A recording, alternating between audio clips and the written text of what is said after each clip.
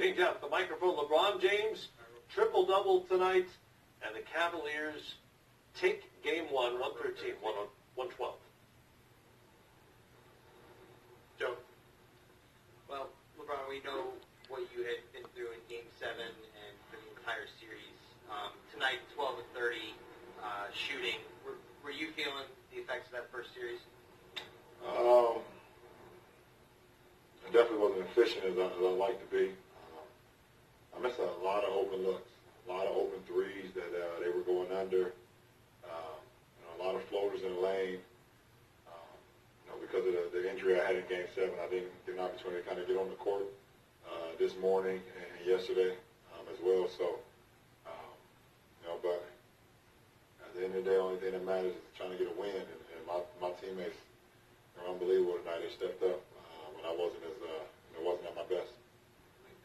We've been trying to get you to go there this whole playoffs, but tonight, I mean, you had several guys step up and play kind of the way they have in the past. How important is it to you to see that from your guys? I mean, they were phenomenal, man.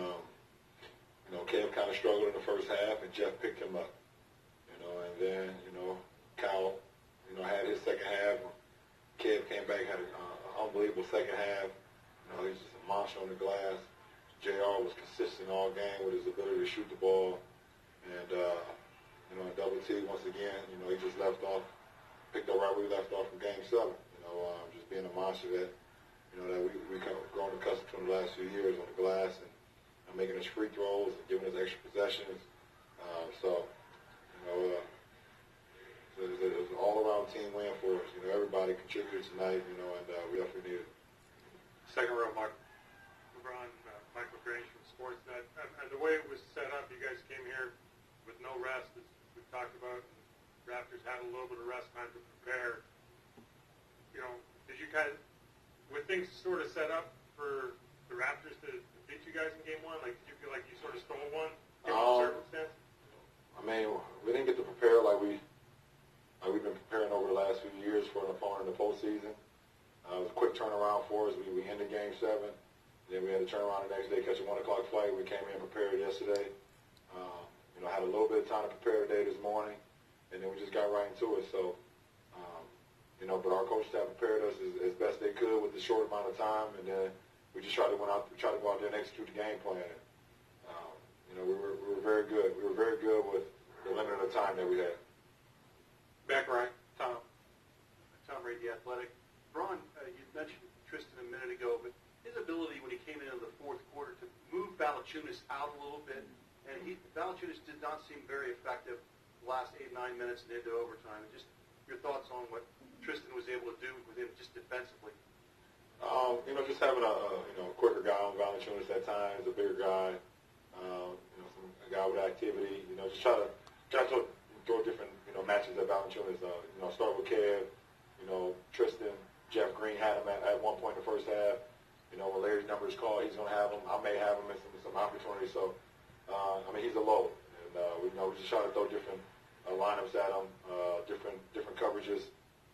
He was kicking our butt in the third quarter, and ones and free throws and offensive rebounds. And, luckily I feel like he kind of just wore down a little bit in the fourth. He had 6 or 7 opportunities at the rim, either from his opportunity or tips, and it wasn't falling. So I think Tristan did a great job of just trying to wear on him as much as he could late in that game, in that fourth, and then that overtime as well.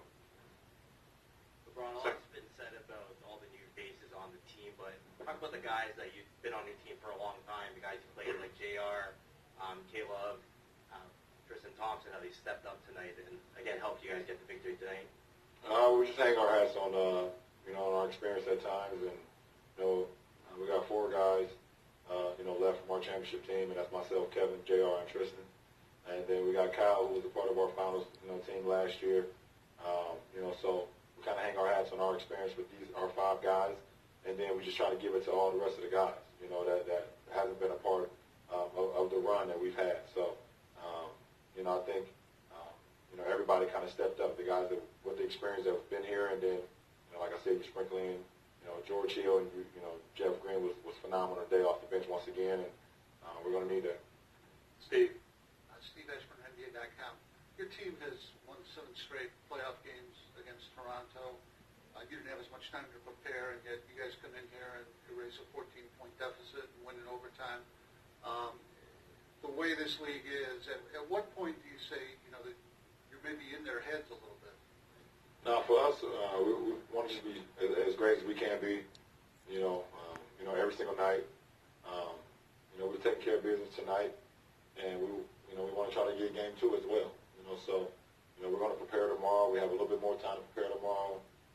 We have some time to prepare, the shooter. Well, it's an early game for game 2, so I'm not sure we're going to go to the gym or not, but we will prepare in the morning. But at the end of the day, the game is won in between the 4 lines. You can prepare as much as you want to, but you got to go out and actually play in between the 4 lines and 94 feet. So we give ourselves a good chance. We go out and play our game, then we give ourselves a good chance to win. So the last 2, Dave and then Marlon. David Benham, ESPN. LeBron, when you guys are coming back from down 14, you're going to have some, I guess, plays go your way. And I wanted to know when Kevin Love made that baseline pass with left hand to JR in the corner, if that felt like something more in terms of, okay, this is shifting in our favor. Well, even with Kevin, Kevin was struggling from the field. When they decided to put a smaller guy on him, they went small and they put C.J. Miles on him. And Kevin's our all-star, and we want to just, we look for matchups, we look at opportunities, the same as they try to do with us. C.J. Miles got open one of those in the transition because Kev was on him. He just missed it. We got lucky, but Kev got to the paint one time, got a jump hook on C.J. Miles, so we threw it back to him once again. And they brought the double team. He went quick baseline. They brought the double team, and he was able to find Swish over there. For one, only like 2 or 3 guys can make those shots. And Swish is one of them. So, it's a big shot for us and a big play. Marla, right now, our Akron Beacon Journal. What does it say about your all's resolve when you can win a game when you didn't lead it until the overtime? Well, I think ever since the third quarter in Game 3, we've learned. We've learned something.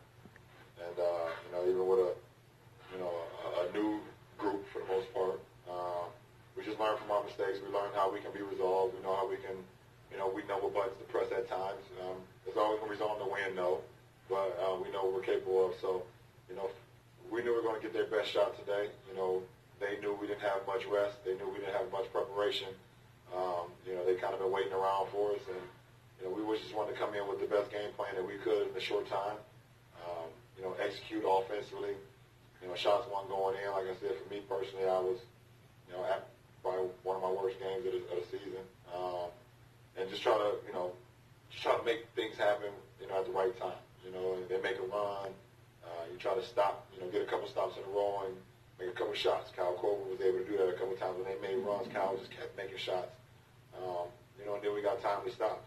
Try to finish it with a rebound and see what happens. If got to a 1-possession, 2-possession game. For me personally, that's what I like the most. I was able to, make a couple shots in the post, send it to overtime, and then we just took off from there.